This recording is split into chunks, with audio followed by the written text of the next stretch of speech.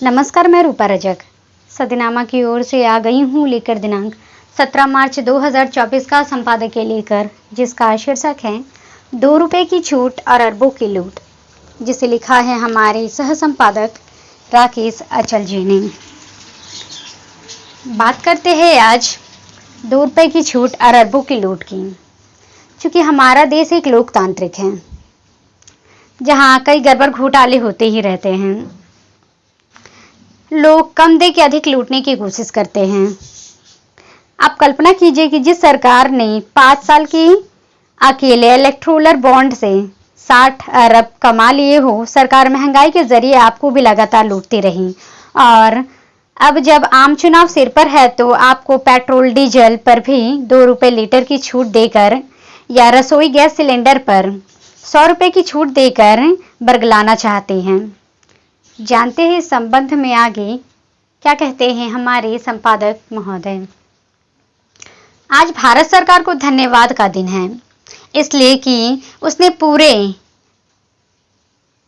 पान के बाद जनता को डीजल और पेट्रोल के दामों में 2 रुपए लीटर की छूट देने का ऐलान किया और चुनावी बॉन्ड के जरिए 5 साल में 60 अरब का चंदा ईडी की नोक पर वसूल लिया। ये दोनों ही बातें चूंकि तथ्यात्मक है, इसलिए इन्हें लेकर आप खुद फैसला कर सकते हैं। इसमें कोई दो राह नहीं है कि हमारे सियासत का ढांचा लोकतांत्रिक है, लेकिन इसमें लूट खसोट की पूरी गुंजाइश है। पिछले 77 साल में भी जो सत्ता में आया, उसने लोकतंत्र लोक कल्याण के साथ जितना बना देश और देश की जनता को लूटा। किसी ने कम लूटा तो किसी ने ज्यादा, किसी ने लूटने में उदारता दिखाई तो किसी ने लूटने में पूरी निर्ममता का प्रदर्शन किया। केंद्रीय चुनाव आयोग की वेबसाइट पर दर्शाए गए आंकड़े गवाही दे रहे हैं कि आजादी के बाद कोई सबसे बड़ी लूट मौजूदा सत्ता ने की है। भाजपा की और मोदी की गारंटी वाली सरकार ने 5 साल में इलेक्टोरल बॉन्ड के जरिए 10-20 लाख नहीं बल्कि पूरे 60 अरब रुपए देश के उद्योगपतियों से वसूल किए, और वो भी ईडी प्रवर्तन निदेशालय की नोक पर। आप कहेंगे कि ईडी प्रवर्तन निदेशालय कोई चाकू या तलवार तो नहीं है जो उनकी नोक पर हो, लेकिन हकीकत यह है कि संस्था की नोक इतनी पेनी है कि जिसकी भी गर्दन पर रख दी गई, उसने मन से या बेमन से इलेक्टोरल बॉन्ड खरीद लिए। लूट का ये नायाब तरीका कांग्रेस 6 दशक तक देश पर राज करने वाली कांग्रेस भी नहीं खोज पाई।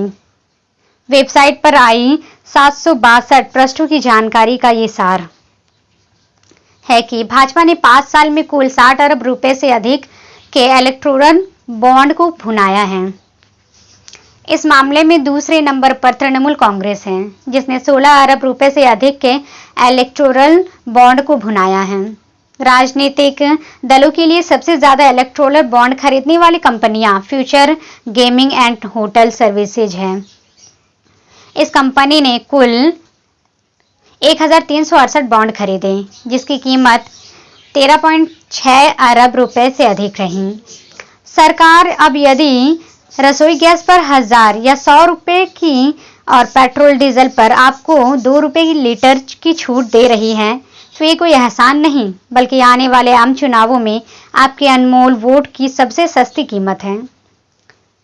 अब यदि देश की भोली जनता इस हकीकत को नहीं समझती तो उसका मालिक भगवान ही हो सकता है, कोई राजनीतिक दल नहीं। राजनीतिक दल तो चोर चोर मौसेरे भाई हैं, कोई छोटा लुटेरा तो कोई बड़ा लुटेरा। लूटना सभी के डीएनए में शामिल होता है। देश की जनता का दुर्भाग्य है कि उसे इन्हीं लुटेरों के गिरोह में से अपने लिए चौकीदारी, चौकीदार, सेवक, संरक्षक और भाग्य विधाता चुनना होता है। मेरा या किसी दूसरे लेखक या पत्रकार का अनुभव मुमकिन है कि कम हो, किंतु रामचरितमानस के रचयिता गोस्वामी तुलसीदास के अनुभव से ही हमें सबक लेना चाहिए। खासतौर पर सत्ता के चुनाव के समय में आचरण को देखकर। चुनाव के मौसम में आखिर जनता के ऊपर उपहारों, रियासतों की बरसात क्यों हो रही है? सरकार इतनी विनयवत क्यों है? संदर्भ में गोस्वामी तुलसीदास इशारों से कहते हैं कि नवन नीच की अति दुखदाई जीमी धनु अंकुश उरग बिलाई मतलब साफ है। वे उदाहरण सहित समझा गए हैं कि जैसे धनुष, अंकुश सांप और बिल्ली झुकती है तो दुख ही देती हैं। अर्थात जिसके स्वभाव में नीचता है वो जब भी झुकेगा आपके ऊपर घात करेगा। इसलिए ऐसे सभी तत्वों से सावधान रहना चाहिए। हमारी राजनीति में धनुष, अंकुश, सर्प और बिल्ली किसी न किसी रूप में है। कहर का रूप कुछ और ही हो सकता है।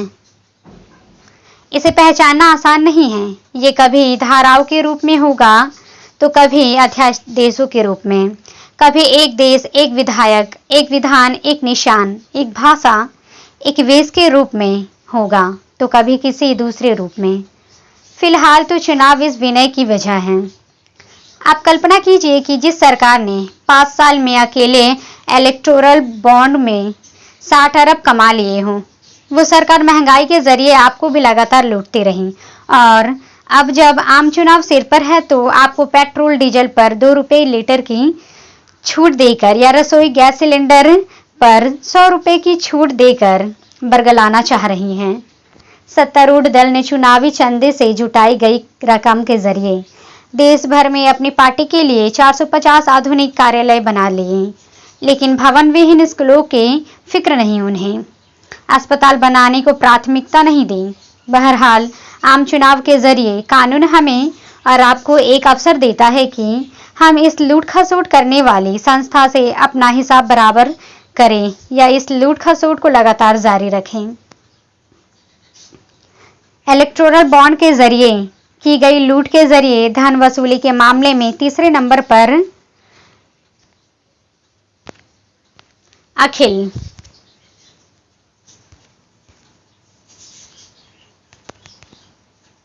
भारतीय कांग्रेस समिति, जिसने 14 अरब रुपए से अधिक के इलेक्टोरल बॉन्ड को भुनाया है। इसके बाद भारत राष्ट्र समिति ने 12 अरब रुपए और बीजू जनता दल ने 7 अरब रुपए से अधिक के इलेक्टोरल बॉन्ड को बनाया। इस मामले में 5वें और 8वें नंबर पर दक्षिण भारत की पार्टियां डीएमके और वाईएसआर कांग्रेस रहीं।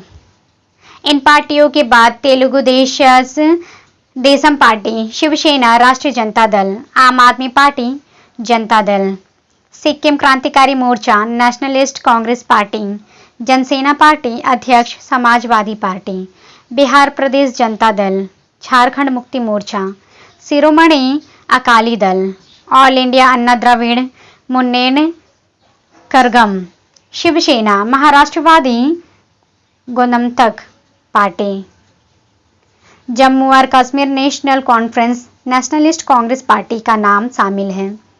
ये आंकड़े मैंने आपको इसलिए बताए ताकि आपको फैसला करने में मदद मिले। आप सब तो वेबसाइट को खंगाल नहीं सकते। चुनावी साल में राहतों की बरसात में भीगकर जनता अपने दुख दर्द को भूलकर क्या फैसला करती है ये तो जनता जाने। लेकिन एक बात जरूर है कि देश आज़ादी के बाद के सबसे गंभीर दौर से गुजर रहा है।